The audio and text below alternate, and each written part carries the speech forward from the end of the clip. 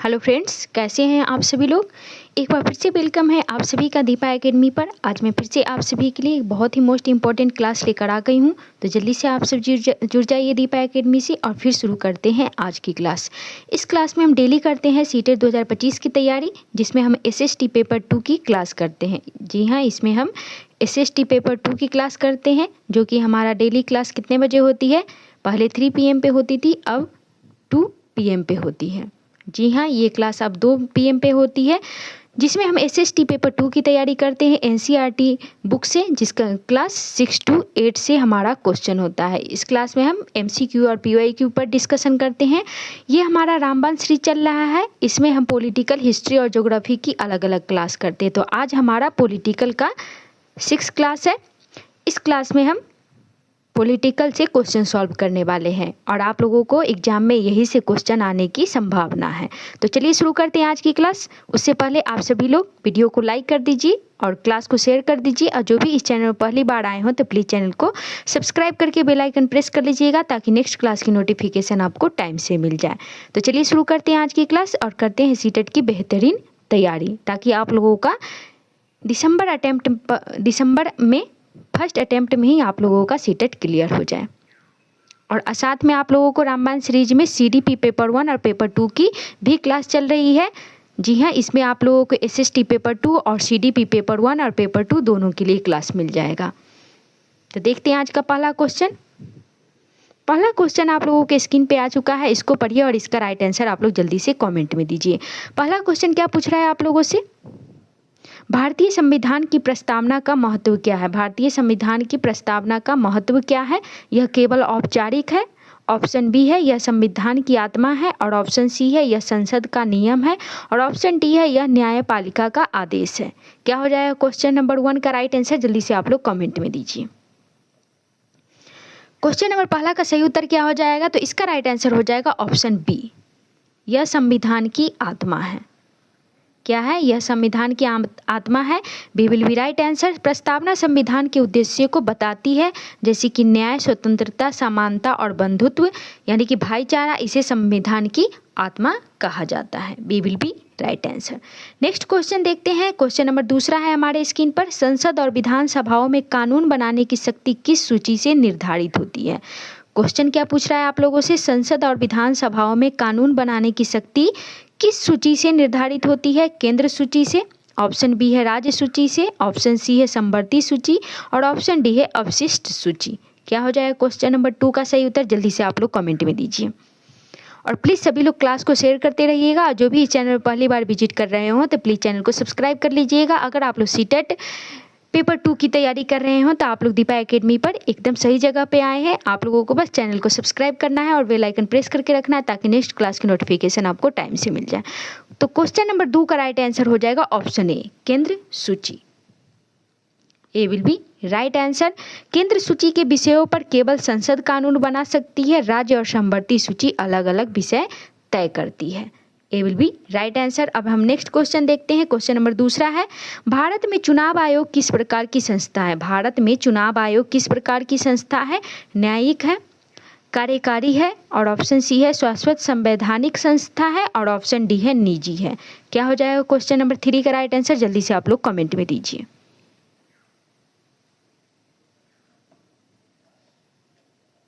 तो इसका right answer हो जाएगा ऑप्शन सी, शाश्वत संवैधानिक संस्था। सी विल बी राइट आंसर। इसमें क्या होता है, चुनाव आयोग स्वतंत्र संस्था है, जो चुनावों का क्या करता है, निष्पक्ष और पारदर्शी बनाती है।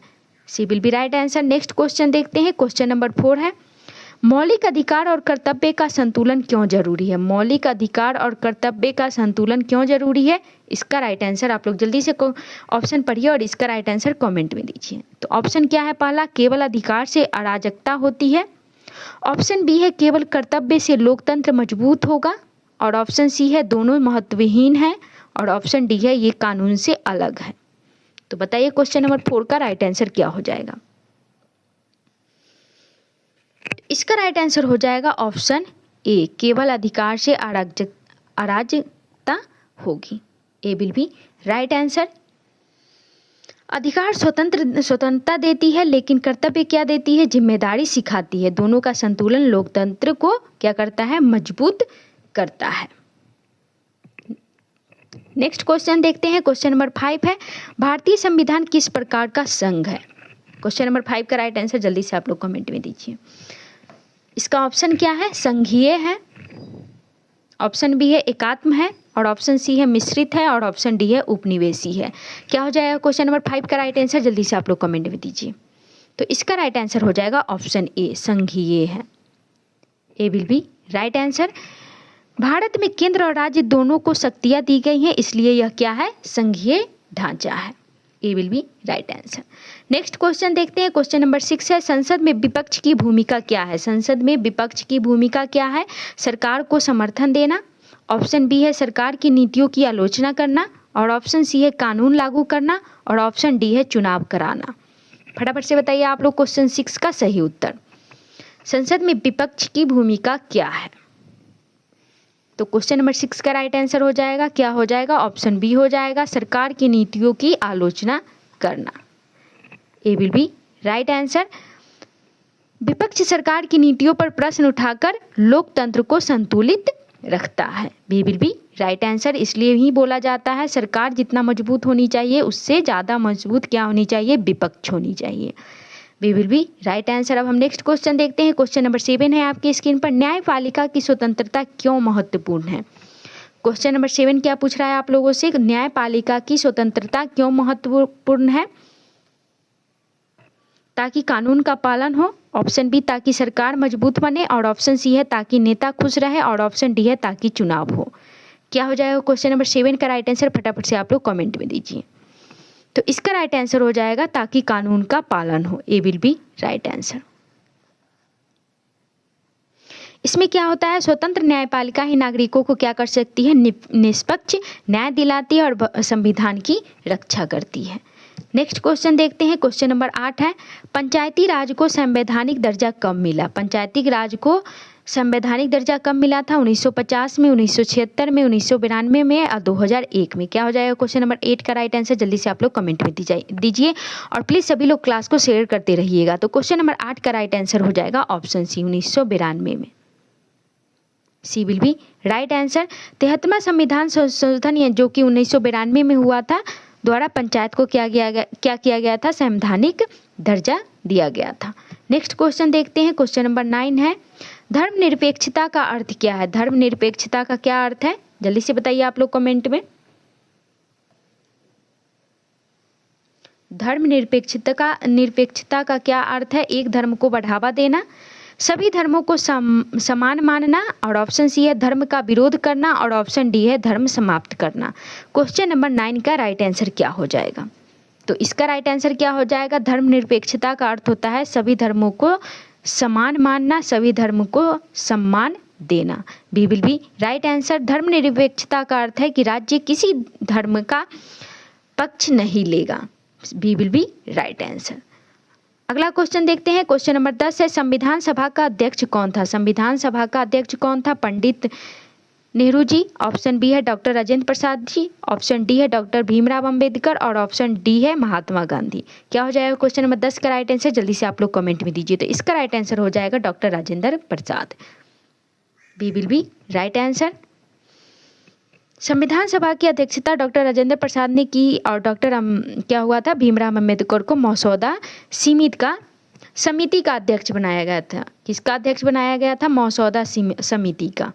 नेक्स्ट क्वेश्चन देखते हैं। क्वेश्चन नंबर 11 है, विधायिका, कार्यपालिका और न्यायपालिका का पृथक्करण क्यों आवश्यक है? क्वेश्चन नंबर 11 का राइट आंसर क्या हो जाएगा? इससे पहले ऑप्शन पढ़ते हैं। शक्ति के दुरुपयोग को रोकने के लिए, ऑप्शन बी है सत्ता मजबूत करने के लिए, और ऑप्शन सी है जनता को नियंत्रित करने के लिए, और ऑप्शन डी है संविधान बदलने के लिए। क्या हो जाएगा क्वेश्चन नंबर 11 का राइट आंसर? विधायिका, कार्यपालिका और न्यायपालिका का पृथक्करण क्यों आवश्यक है? क्वेश्चन नंबर 11 का राइट आंसर क्या हो जाएगा? तो इसका राइट आंसर हो जाएगा शक्ति के दुरुपयोग रोकने के लिए। ए विल बी राइट आंसर। शक्तियों का पृथक्करण क्या होता है? लोकतंत्र को संतुलित और न्यायपूर्ण बनाए रखता है। नेक्स्ट क्वेश्चन देखते हैं, क्वेश्चन नंबर 12 है, आरक्षण नीति का मुख्य उद्देश्य क्या है? आरक्षण नीति का मुख्य उद्देश्य क्या है? अमीरों को सुविधा देना, ऑप्शन बी है कमजोर वर्गों को समान अवसर देना, और ऑप्शन सी है प्रतियोगिता खत्म करना, और ऑप्शन डी है केवल राजनेताओं को लाभ देना। क्या हो जाएगा क्वेश्चन नंबर 12 का राइट आंसर? जल्दी से आप लोग कमेंट में दीजिए। क्वेश्चन पूछा जा रहा है आप लोगों से, आरक्षण नीति का मुख्य उद्देश्य क्या है? तो क्वेश्चन नंबर 12 का राइट आंसर हो जाएगा ऑप्शन बी, कमजोर वर्गों को समान अवसर देना। B will be right answer. आरक्षण से समाज में कमजोर वर्गों को शिक्षा और रोजगार में क्या होती है? अवसर मिलती है। नेक्स्ट क्वेश्चन देखते हैं, क्वेश्चन नंबर 13 है, लोकतंत्र में नागरिकों की सबसे बड़ी जिम्मेदारी क्या है? लोकतंत्र में नागरिकों की सबसे बड़ी जिम्मेदारी क्या है? यहाँ पे नागरिकों की सबसे बड़ी जिम्मेदारी पूछी जा रही है। आंदोलन करना, ऑप्शन बी है मतदान करना, और ऑप्शन सी है कर न देना, और ऑप्शन डी है कानून तोड़ना। तो क्वेश्चन नंबर 13 का राइट आंसर क्या हो जाएगा? जल्दी से आप लोग कमेंट में बताइए, और प्लीज़ सभी लोग क्लास को शेयर करते रहिएगा। जो भी चैनल पहली बार विजिट कर रहे हो तो प्लीज़ चैनल को सब्सक्राइब जरूर कर लीजिएगा। तो क्वेश्चन नंबर 13 का राइट आंसर क्या हो जाएगा? इसका राइट आंसर हो जाएगा ऑप्शन बी, मतदान करना। B will be right answer.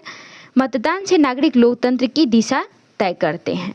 Next question देखते हैं, क्वेश्चन नंबर 14 है, मीडिया को लोकतंत्र का चौथा स्तंभ क्यों कहा जाता है? मीडिया को लोकतंत्र का चौथा स्तंभ क्यों कहा जाता है? यह मनोरंजन करता है, ऑप्शन बी है यह सरकार और जनता को जोड़ता है, और ऑप्शन सी है यह राजनीति करता है, और ऑप्शन डी है यह चुनाव लड़ता है। क्या हो जाएगा क्वेश्चन नंबर 14 का राइट आंसर? फटाफट से आप लोग कमेंट में बताइए। और क्लास छोड़ने से पहले सभी लोग क्लास को लाइक कर दीजिएगा, और जो भी इस चैनल पर पहली बार विजिट कर रहे हैं तो प्लीज़ चैनल को सब्सक्राइब जरूर कर लीजिएगा। तो क्वेश्चन नंबर 14 का राइट आंसर होता है यह सरकार और जनता को क्या करता है? जोड़ता है। B will be right answer. Media जनता तक क्या करती है? जानकारी पहुंचाकर लोकतंत्र को पारदर्शी बनाता है।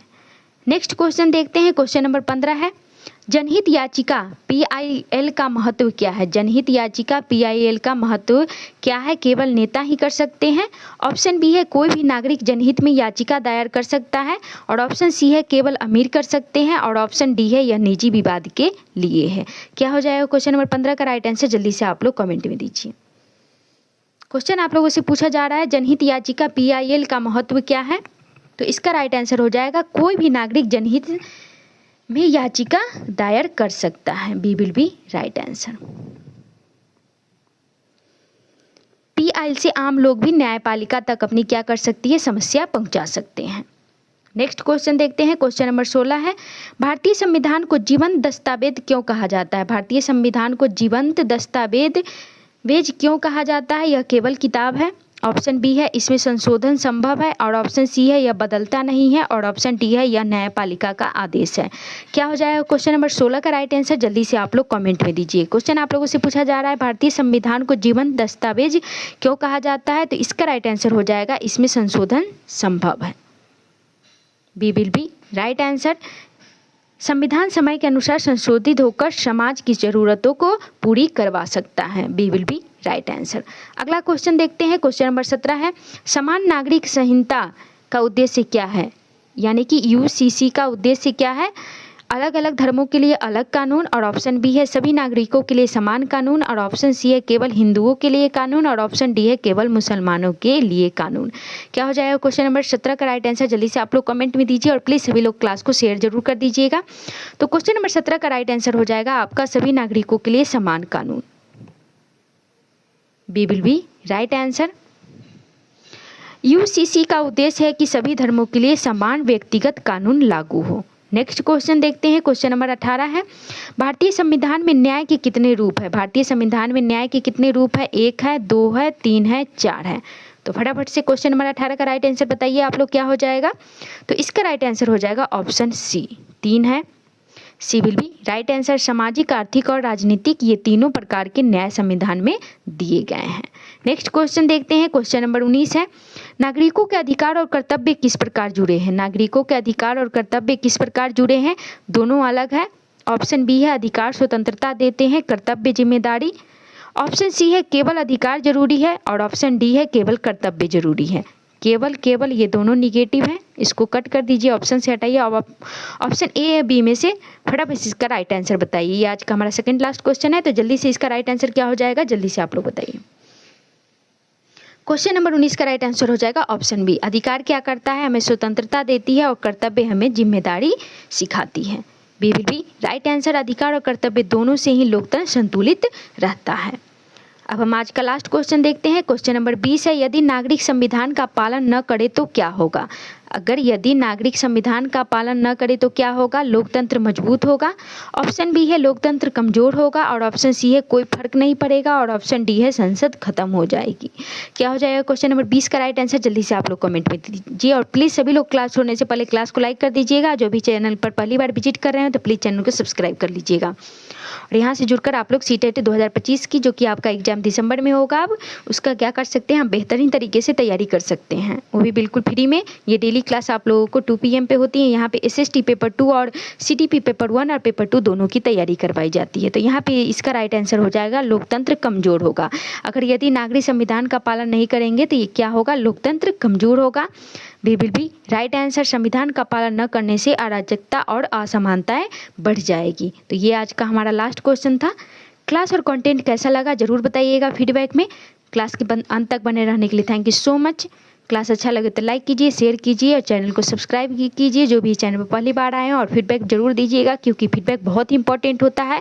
अगर आप लोग अच्छा फीडबैक दीजिएगा तो इंटरनल मोटिवेशन मिलता है आप लोगों के लिए ऐसे ही अच्छे कंटेंट के साथ क्लास लाने के लिए।